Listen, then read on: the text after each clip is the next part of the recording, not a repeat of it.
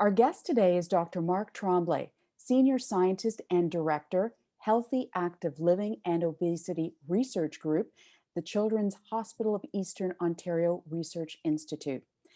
Thanks very much for joining us, Dr. Tremblay. My pleasure. I wanted to start, first of all, 7 months into the coronavirus pandemic, what strikes you most about the impact of COVID-19 on the physical health of Canadians across the board? Well, certainly there's an issue with people's mental health and emotional health. I think in particular the physical health elements will manifest probably as well going forward. But the different research that we've done has shown that the healthy living behaviors of families has deteriorated, perhaps not surprisingly, but also perhaps not necessarily in the pandemic. And by that, I mean that people's physical activity levels have generally declined, not universally, but generally. Screen time has gone up. Sleep time has gone up a little bit, which may not be a bad thing if it's in moderation. But this balance of healthy movement behaviors throughout the day, like this right mix of physical activity, sedentary behavior, and sleep, is something that appears to be challenged by the interpretation of the restrictions that have been placed upon people. But it's certainly not a necessary outcome from the situation. Let's drill down a little bit more into that. What does the right mix look like? So for children and youth, they should, so this is school age children and youth, they should achieve 60 minutes of moderate to vigorous physical activity per day. That's an accumulation, so it's not all at once. They don't have to go out and play ball hockey on the street for 60 minutes continuously, although that would be wonderful for them as well. So 60 minutes of moderate to vigorous physical activity per day. They should have several hours, and in fact, I would suggest most of their discretionary time should be in active play. So in light physical activity, not sitting or reclining, so not sedentary. They should limit their screen time to no more than 2 hours of recreational screen time. That's apart from school. And depending on their age, they should get 9 to 11 hours sleep per night, or 8 to 10 if they're in the teenage years. When you're talking to parents who are already overwhelmed by all kinds of unprecedented things that have come upon them during this pandemic, and they hear those kinds of numbers, um, how would you go about saying to them, it is possible? Being a father of four yourself, I mean, what would be your strategy in your own home to try to sort of make some of these things a reality? Well, so first, these are not overwhelming goals. These are not to create Olympians or the healthiest people on the planet. These are very basic healthy living rules that in the past were routinely met. And it's really a manifestation of our fairly recent lifestyle where these have been violated, if you will. And not just with the pandemic, even prior to the pandemic, the latest participation report card, said that about 15% of Canadian children and youth were meeting these, what we call 24-hour movement guidelines. So the vast majority are not. But these are not really hard to achieve.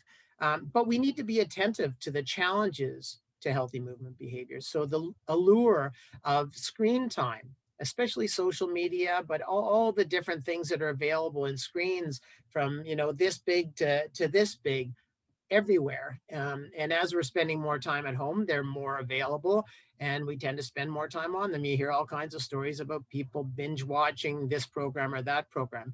And, as a special event, that might be okay. But as a routine behavior, it's not okay. It's never been okay. It's okay to have a little bit of candy at Halloween. It's not okay to eat candy all day long. And so from a movement perspective, we've kind of drifted and propelled by the pandemic into that, where it doesn't really matter when you go to bed because it doesn't matter when you get up.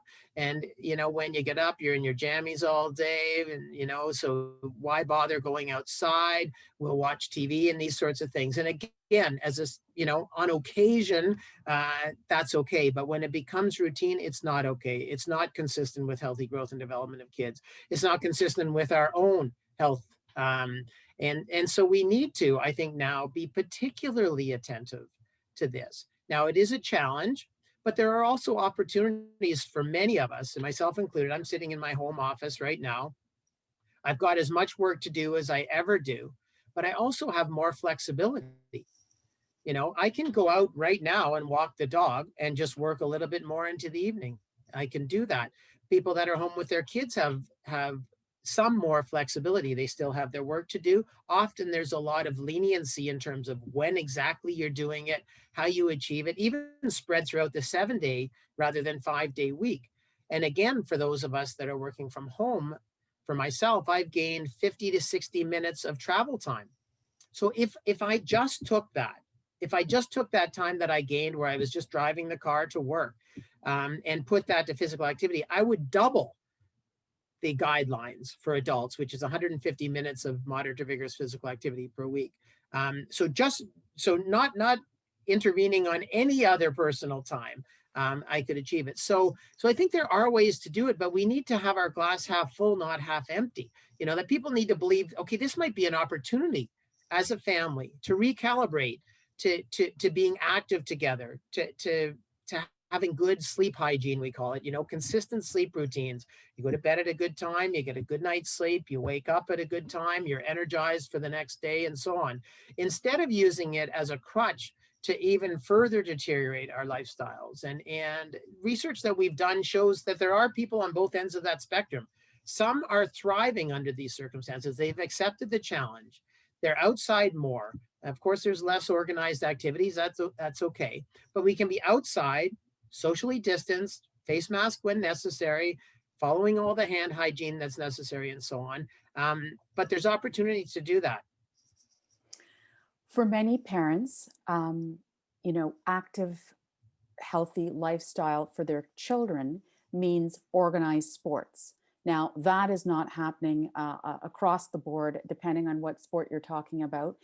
What kind of advice or tips can you give to those parents in terms of maybe, alternatives and simplifying it? Because it doesn't always have to be a complex, big adventure or event that's happening. What kind of tips can you share around that?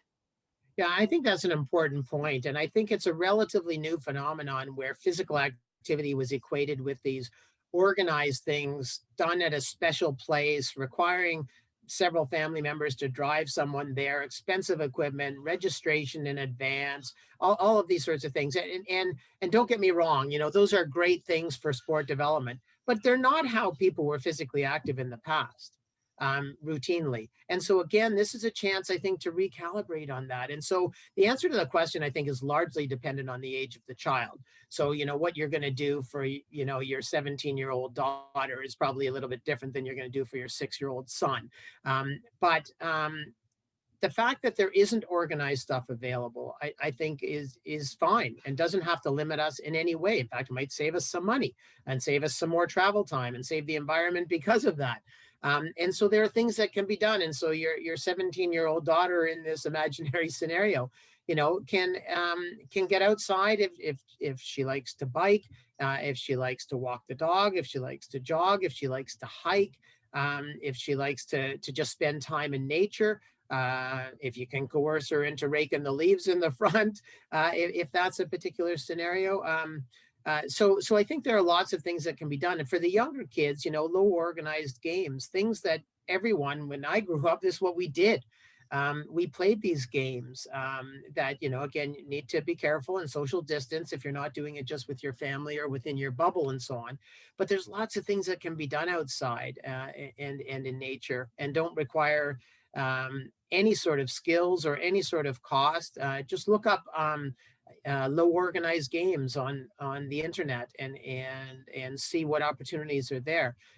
You can do scavenger hunts, and this is going to be a reality for Halloween, and maybe an alternative to knocking on doors and going to other people's places, which here in Ottawa is being told not to do. We're not supposed to give out candy to kids, and we're not supposed to take our kids door to door. But you can have a scavenger hunt similar to what you might do on Easter for, Easter eggs for the Halloween things. It can be inside and outside in your yard or your neighborhood or your nearby park, and so on.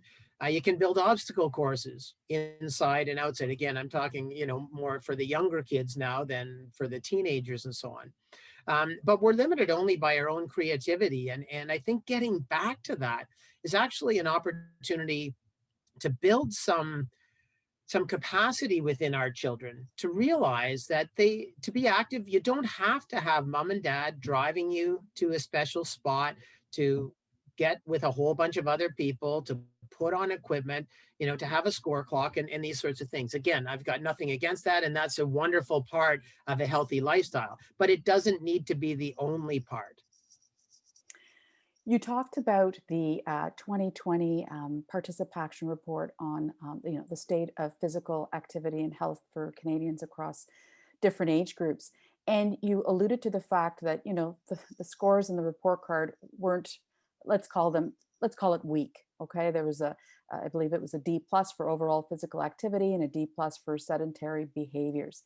As somebody who's on the front lines of this research and has been for quite some time, do you see that this pandemic is just exacerbating the issue, and how, and if so, what is it going to take to, shift that once we get out of this, or even while we're in it to get out of it? So for sure, it's exacerbating the issue. And we've done research on a national sample of Canadian children and youth to compare to the report card results, which were done pre-COVID.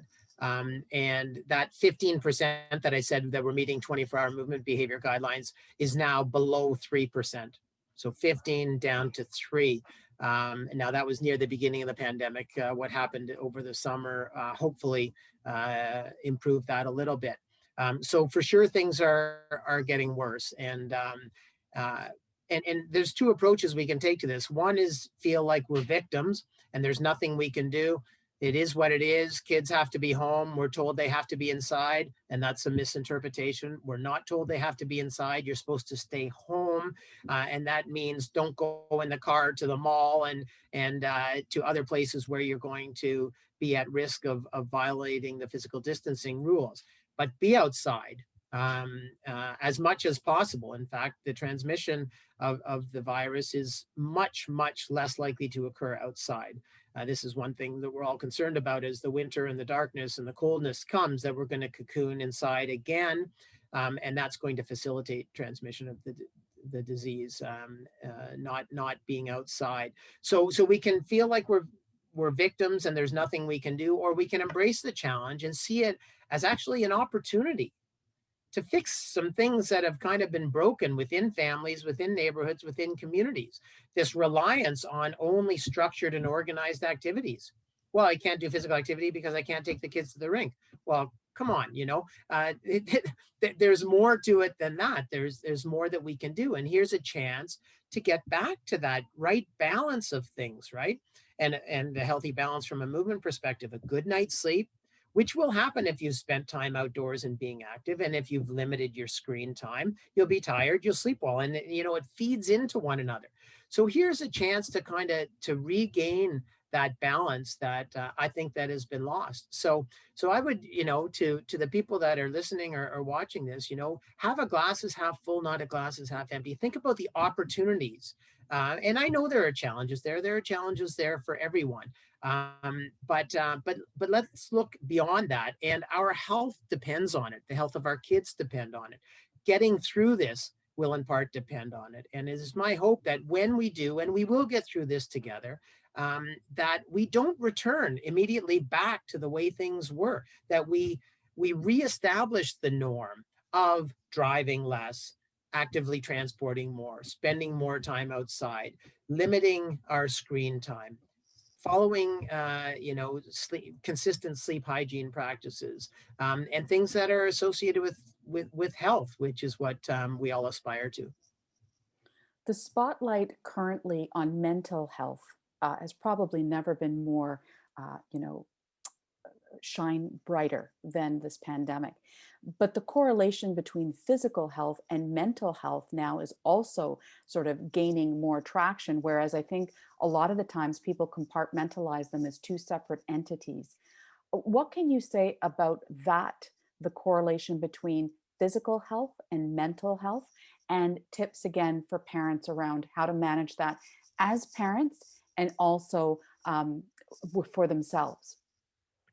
Well, for sure, the mind body connection is just that. It's connected, and so our mental health and our physical health are linked, to be sure.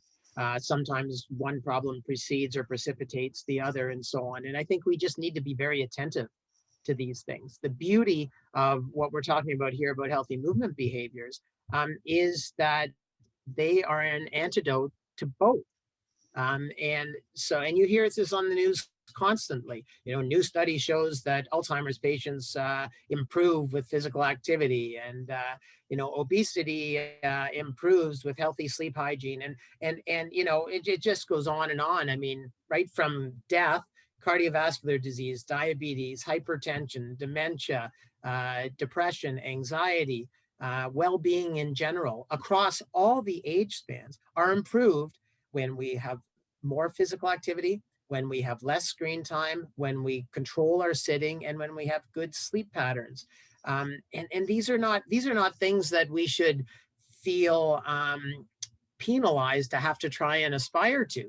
This is what people like to do. I mean, when people go on vacation and they come back and you talk to them about what they did on vacation, almost universally, it's all physical activity. Oh, we went swimming and we went surfing and we went snorkeling and we did this and we did that. No one comes back and says, hi, we binge watched some program on TV in the hotel room. And so people like it. And so we've got to give ourselves license to like it again. And now that we've got some flexibility in our schedule, we can actually fit it in and maybe maintain that flexibility going forward. The rigidity of the work day and the work week has been proven to be unnecessary in many, many cases, not in all cases. And I know there are exceptions to all of these rules. And so we need to be super attentive, especially as we're getting into our winter, the darkness, the cold. Let's again use that as an opportunity. The seasons are changing, the leaves are falling now, won't be long till the snow is falling. These are opportunities for new things to happen outside, new games to be played, new challenges for the family to take on as a group and get outside and explore. And again, when we do that, the literature is very clear. We're going to sleep better at night. When we sleep better at night, we feel better. Our brains are better, our bodies are better, and we're going to repeat the next day. So the challenges are real. They're real for all of us. We need to embrace the challenge and overcome them together. Reach out when we need assistance, but work together as a family to try and help each other through this. And our physical and mental health will benefit. Dr. Mark Tremblay, thank you so much for your time today. My pleasure.